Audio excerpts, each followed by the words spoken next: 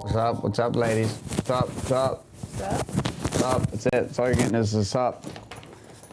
So we have been back and forth and back and forth and back and forth about what would serve the most inside of this training every single week. It's been a bit of a debate because there's a way I do things in Warrior with men who are not hairstylists. They're powerful entrepreneurs just like you girls, and mostly a couple of you guys.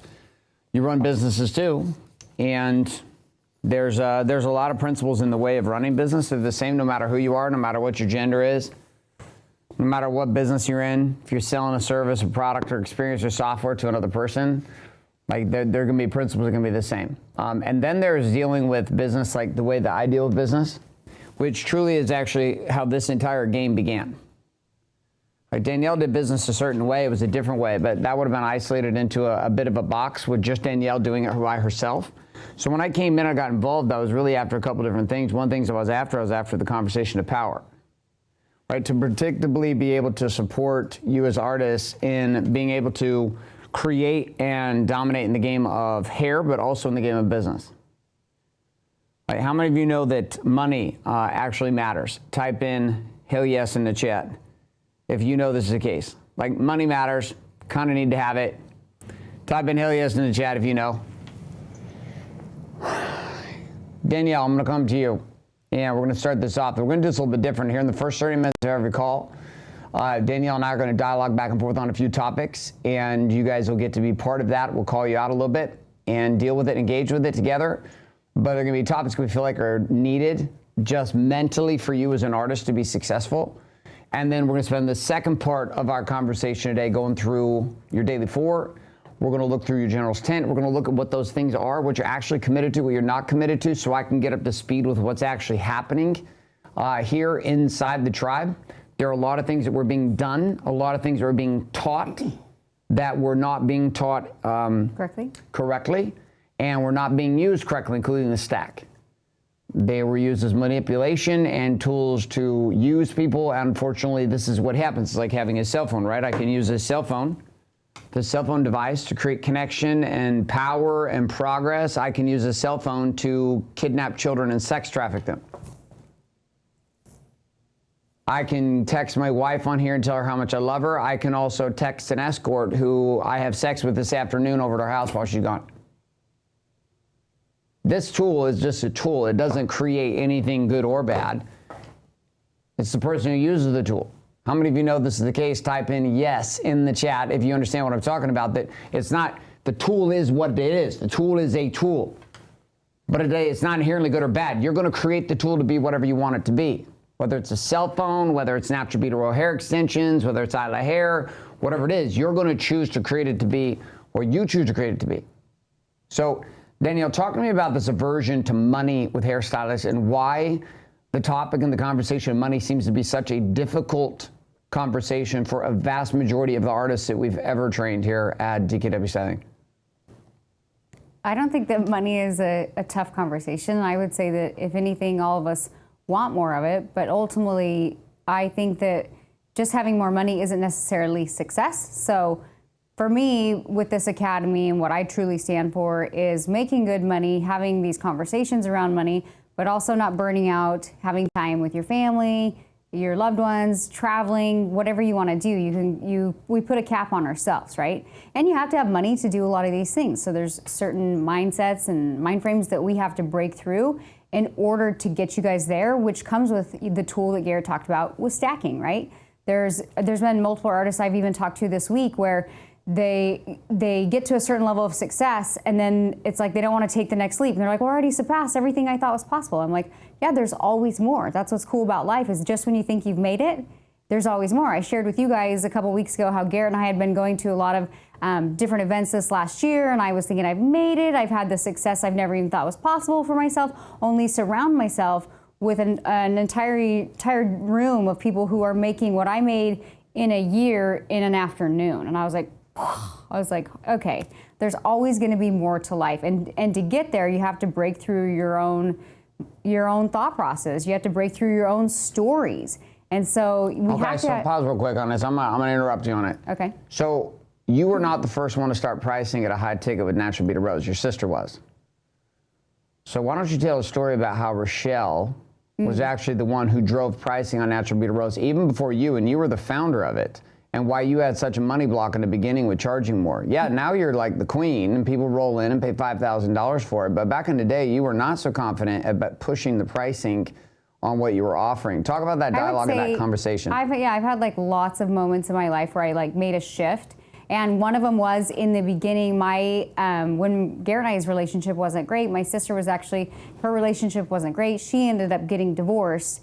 Her husband, he didn't provide anything for her and her kids. And she does hair as well. And she actually packed up and moved to Tulsa, Arizona to kind of have a fresh start. And I remember I had kind of started my brand, and I'm like telling her, I'm like, you got to do YouTube, you got to do all these things. And she's like, no. And I always felt like she's kind of riding my coattails.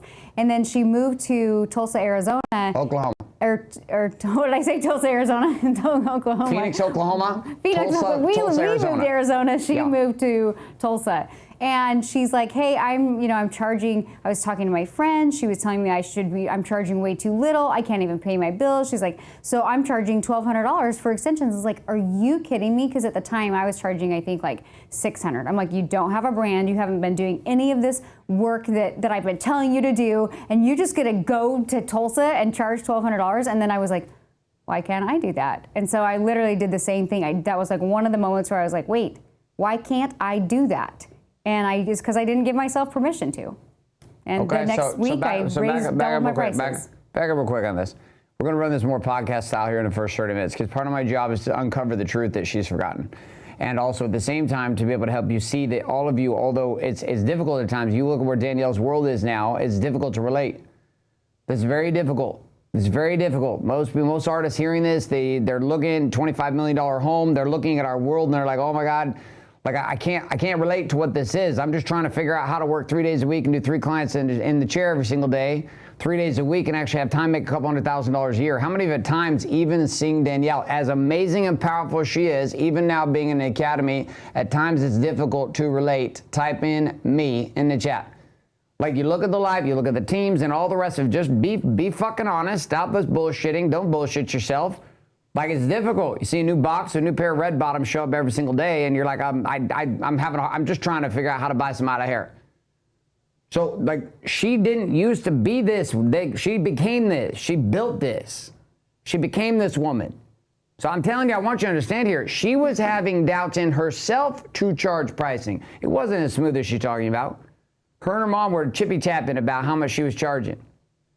What did it really make you feel to watch your sister push past you with pricing? It irritated the shit out of you. Talk about it. It just got me looking at things from a different perspective. And she moved to like a smaller town, and she's like, I remember me and my mom, I was like talking to my mom, and she's like, how dare she charge? I'm like, I know. And then I came to my sister and I'm like, how are you charging those prices? And she looked at me and said, I have to put food on the table for my kids. And I was like, oh. She's like, I don't really have a choice. And I was like, oh. And at that time, Garrett and I were very much struggling, but because I stayed with Garrett, I think I heavily relied on him. I'm like, well, he'll figure it out, he'll figure it out, he'll figure it out. And for the first time, I was kind of like, well, what if he doesn't figure out? Why do I keep relying on him? Like, I'm building this brand, I'm doing all these things, but why am I not giving myself permission to have this kind of success? And truly, I think it came down to because I was married and I was like, well, Garrett will figure it out, because I lacked the belief in myself. And so when my sister looked at me and we had that conversation and she said, Danielle, I didn't have another choice. I was like, oh. And it kind of freed something up in me where I'm like, okay, well, yeah, if I don't stay married and my craft is doing hair and I want to live a great life, then I probably don't have a choice either. And it became less, I think we get really emotionally attached to what we can and cannot do, what we can charge and what we cannot charge, who we can work with and who we cannot work with. And I was like, that was just one of the things where I gave myself permission to like, okay, I'm going to charge this. And if people don't like it, they don't have to come to me. And if I lose clients, guess what? It's going to push me to market for the right clients. And that's kind of just where my journey started. Okay, so you made a leap in the mind based upon what you saw somebody else do. In this case, it was your sister. She changed pricing. How many of you look at the pricing of Natural Beauty Rose and you Makes you have a little heart palpitation. Like you're like, oh my God, I can't even imagine charging $3,000. Like you're just in the beginning stage. Just type in hell yes in the chat if you know this is you. Or even now, some of you are deeply confident and you're already running the game and you get it. There's a whole vast majority of you do not. Like the idea of consistently, maybe you come from a small town, you're like, oh my God, I can't charge this much. So amidst all of this pricing money shift that was happening for Danielle, I was watching it. I was experiencing it. I was struggling to put food, like to put money in the bank accounts. I was struggling to get my business back. I'd built my companies up to what they were, then lost all those companies after 7 years. And then we had nothing. It was almost worse. We had a bunch and we had nothing. So Danielle is in this place watching not only her husband not show up, but I'm not exactly being the most positive human being on the planet, definitely not being productive and supporting her at all, and not being loyal. And here she is inside of this place watching her sister, who just got a divorce, push pricing and start pushing based upon a new level of permission.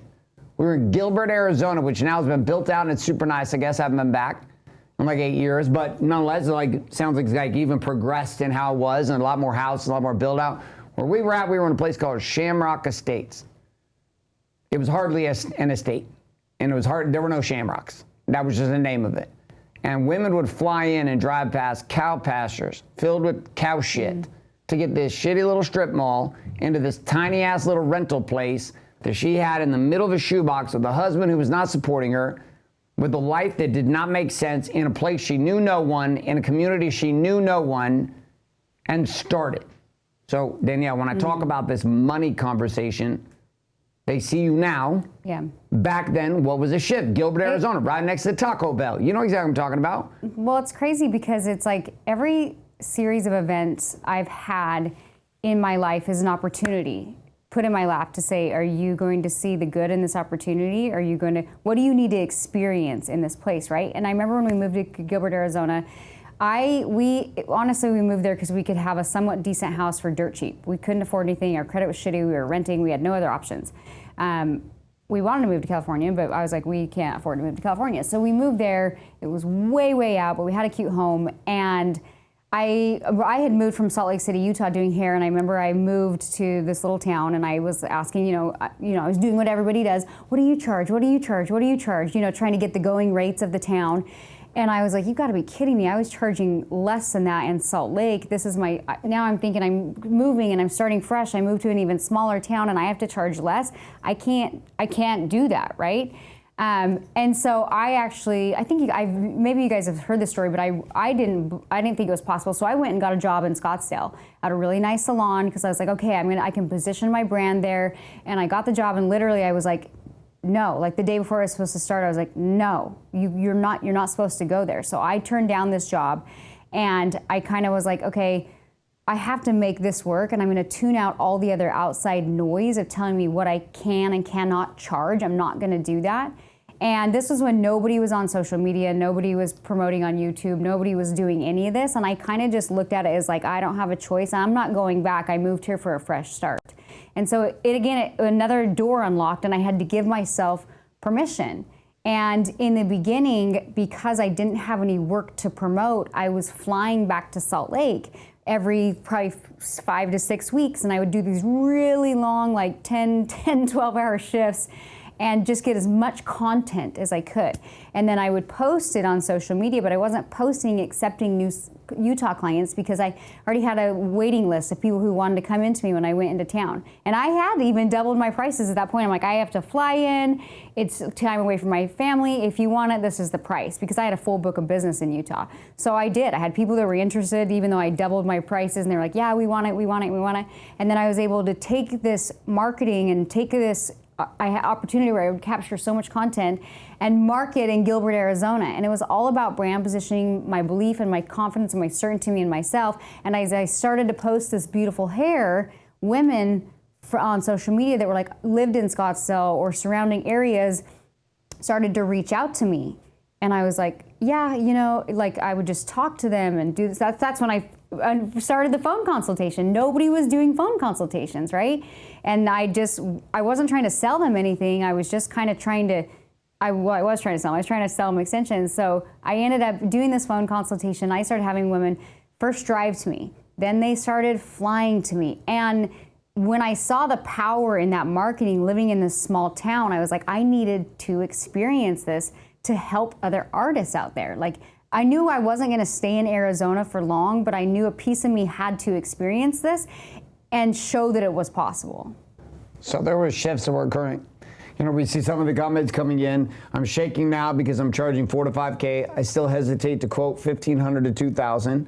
We another issue will come up, which we'll bring up here in a second. But there's shift that occurred in your own mind. Like there was a shift that occurred here in your brain, which is why stacking has not been received here with the most amount of power. Because many of you have gotten here, you have no idea what stacking actually is. Stacking is the ability to reframe reality. Your stories in your own mind dictate what you will and will not do. You tell a story, then you have actions that follow that story. These stories affect everything. They affect your marriage, they affect your kids, they affect your bank account, they affect what you eat, how you work out, how you don't, how you believe in God, everything. Your whole world is run by narratives and stories. You hear that in the media, the narrative, the going narrative. All we're talking about is stories. And you believe current stories that accelerate you, and you believe current stories that contract you. Some of your stories are empowering, some of your poor stories are disempowering. And here's the crazy part. You can have stories that were empowering to get you here that have now become the prison to get you where you need to go next. How many of you know what I'm talking about? Type and I get it in the chat. That you have stories that got you to the level of success now, but the same stories you were telling are now your new prison. That's the craziest shit about it. This is why individuals rise, even inside a natural beat of rose, even inside academy will rise to a certain level, and then you stop.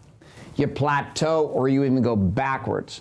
So Danielle, you didn't have a stack. They got the stack now. We're going to take the stack serious in 2023. Stack is not like going to be a sideline conversation, not a manipulation tool. It's not a way to get control over you by your trainers or your coaches. It was completely taught inaccurate by people who learned the highlights of it from me and then didn't understand the core nature of what it is, why I'm back.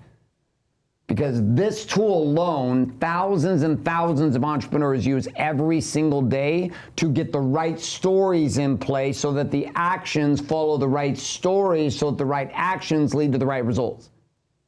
And if we can't change the stories, then it doesn't matter how many trainings you listen to, how many YouTube videos you watch, how much you progress in the academy, you'll still stuck. You'll still struggle. So Danielle, how did you make the change?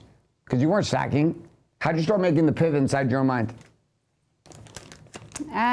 Like I said, it was multiple events and multiple series to where I started to recognize when I was holding myself hostage.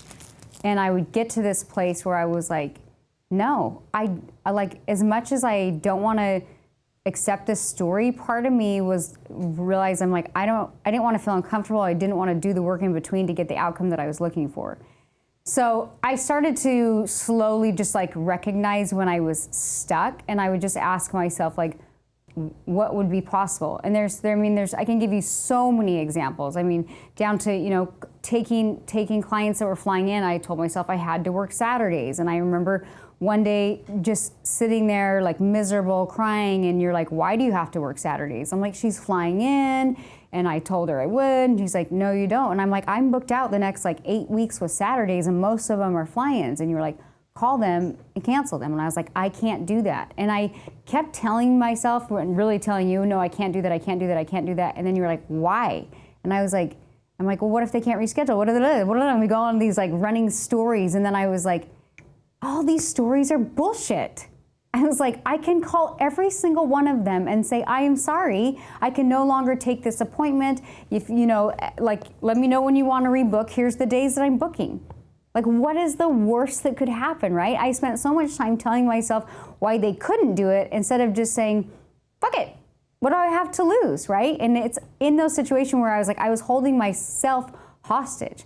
And it's not even at that point that I needed to work Saturdays. My business was booming. I had mostly NBR clients. It was just a story that I was stuck in, that I had to work Saturdays because that's what artists do in our industry. And then the second point was, because they were flying in, I had to be more flexible with their schedule. And I was like, no, I'm not, I don't have to do that anymore, right? And so for me, like I said, there's been multiple stories that I just have when I'm like, feel like I'm out of excuses. I'm like, okay, well, what do I need to do to change that story? What would be possible? And something literally like for me, like unlocks in my brain. It's like, oh, I don't have any more excuses. I don't have any more stories. How can I create in this space of freedom, right? Of having this like permission, and all of a sudden something unlocks and you're like, okay. So a shift occurs. It doesn't just happen once, it happens over and over and over again. You start having pivots and shifts about how you see yourself and how you see the business. And this is the pivot and shift that we're looking for you. All you ladies and a handful of gentlemen, is all we're looking for is the ability for you to pivot the narrative, pivot the story, pivot the frame. If you'll pivot the story, pivot the frame, you can make new decisions. It's what changes how you market, it changes how you sell, it changes how you price, it changes how you lead, it changes who you hire, who you fire, what you're willing to do, what you're not willing to do. I just want you to see this one key piece. I'm going to pivot this. Your rules are linked to your stories, and you can never outrun your rules. Not the world's rules, your rules. Not the way it is for you. People say, well, that's the way it is. No, that's the way it is for you. That's how it is for you. Example, should you put your kids in regular school? I don't know, for a long time that was our rule. So we're going to put our kids in a regular school. And then we got real advanced, so we're going to put our kids in private school because we're awesome. Yeah, look at us, we put our kids in private school. Then I realized the greatest thing God was asking me to do was take my kids out of school. Never once did I think, what am I sending my kids to school for? Well, to get educated. Really? Are they getting educated? Because now I watch my kids in less than 90 minutes to 2 hours every day learn more than they did in an entire week in traditional school, even advanced. And for what? To become super good at taking tests? How many of you right now absolutely sucked at high school? Like you were like, what the hell am I doing here in high school as a hairstylist? Type in hell yes in the chat if that was you. You're like, I don't know about all this bullshit over here. And you were drawing pictures and sketching shit and doing other people's hair in class.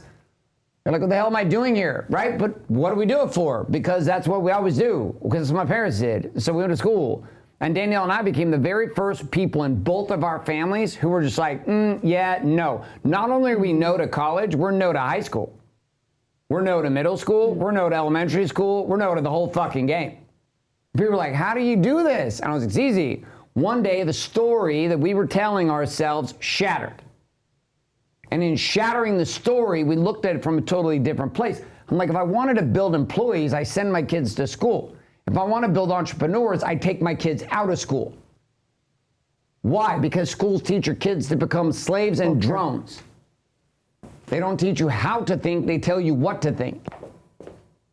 When you went to hair school, you were given some basics, some fundamentals. But really, when did the beginning game of being an artist really begin? While you were in school or after you got out of school? Type in before or after, which one? Type it in the chat. Before you graduated or after you graduated? After. Then you got into the hair game, you realized there was a whole bunch of shit you were never taught, which is how you ended up at the academy, was being here. So Danielle, come back to this game of pricing, and Rami, give me a water, please. Come back to this game of pricing and give me water, and then we'll hand off to Danielle. Nope, we can't go to you yet because he's getting me a water so we can't adjust the camera. So we're just going to hold tight for a second. So thanks, bud. Thank you. You're welcome. So this entire process is part of the process. How do you get to a place where you homeschool all your children? It's easy. You change your story. How do you get to a place that you work 3 days a week, 3 clients a day, making $200,000, $300,000 a year, doing only natural bleed hair extensions? You change your story. How do you go from a place of just trying to figure out how to get groceries on the table to having a new pair of red bottoms show up every 48 hours to your house? Easy, you change your story. How do you go from being in an apartment you can't even afford the fucking rent in 12 years ago to living in a $25 million home? You change your story. How do you go from taking vacations, staying at the Motel 6 versus going on vacations with rooms that are $3,000, $4,000 a night? You change your story. So you're the gateway to all of it. But if you don't learn you, and you don't learn how to change you, and you don't learn how to adjust you, well, your life will always become a default to what everybody else around you is telling you it should be. And the problem is most people you're around right now do not have a life that you want. How many of you know you spend way too much time with people who do not demonstrate the life that you truly want as an artist, as a businesswoman, as a person? Type in hell yes in the chat if you know this is you. Like, you just look around, you're like, I hear all these people, I don't want their lives. This was me looking at people in my world about God, and they were telling me all these things. Here's all the right ways to do it. Right. Here's how you be righteous. And I look at them, I'm like, God also said, by their fruit you shall know them. And I look at your fruit and it's shit. I don't want any of it. I don't want your marriage shit. I don't want your family shit. I don't want your physical shit. I don't even want how you talk about God. If that's how it is, I don't want any of that. I'm not going to measure you off what your perfect little scriptures say. I'm going to measure off what your results say. And what your results say is you're full of shit. So I'm not going to measure you by what you say. I'm going to measure by what you've done. I'm going to measure you by what you have, by what you produce, not by what you theorize, what you have. So this game of shifting the narrative for you is mission critical. But you get to determine the outcome. Where you want to go. We don't determine where you want to go. We're not saying you have to have a $25 million home. I'm not telling you have to drive these kind of cars. I'm not telling you have to go on these vacations. I'm not telling you have to take your kids out of school. I'm saying that your stories drive your results. Danielle came from some money. I didn't. I came from a fucking trailer. Trailer park, cornbread, powdered milk. That was my life. Honey, occasionally, if we were lucky, put on a cornbread. Could have as much cornbread as I wanted. That was the staple and the dessert in my home. Dad never made more than $25,000 a year, ever. And that was just the years he was making money. Nothing. Everything I have, I built. Everything I have, I became. But Danielle was critical in helping shift my mind when it came to money. How, Danielle? So, Garrett, I was raised probably upper middle class. My parents were both entrepreneurs. And I remember there was several situations where Garrett made me feel bad in a way for how I was raised. And somewhere along the line, I snapped. And I'm like, I will never apologize for how I was raised and the standards that I have and the expectations I have for myself, for you, and our family. And he was like, oh. And I was like, I can't live how you live because I didn't experience that.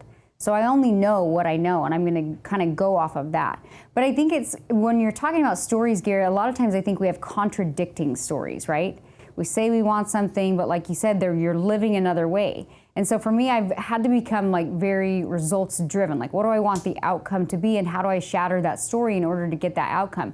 And where Garrett and I live, in our cars and our life, again, even though I was raised in upper middle class, I never imagined myself here. And it's not like it happened overnight, although it happened really fast. Like in the last 10 years, like that's pretty fast.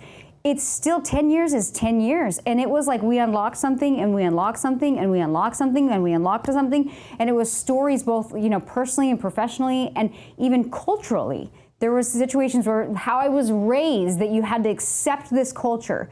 If you hit here in your culture, don't expect anything else, right? I would say you're the king of the shitheads, no matter what culture you were raised in or where you were raised at, right? And Garrett and I were both like, no. And we constantly want to break those boundaries of stepping out of those stories, right? So when I look at where we're at, like if you would have showed me a glimpse of me 10 years ago, I'd been like, no fucking way. There's no way that's cute. There's no way that's how we live. That's no way the relationship I have. There's no way I have 4 kids. Who has 4 daughters? That's crazy. So I think like a lot of times us giving us, like I said, I feel like in life you're given like this opportunity or something that's like, hey, what are you going to unlock? It's your choice, right? And your results are a direct reflection of the work you did and the choices that you made.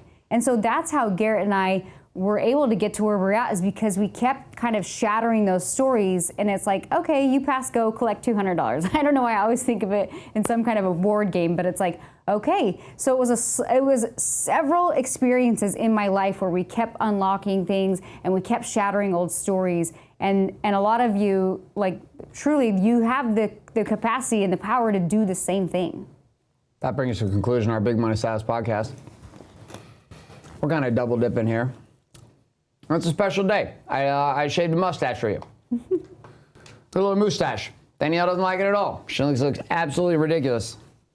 I don't know how I feel about it either. But anyways, we're rolling with it.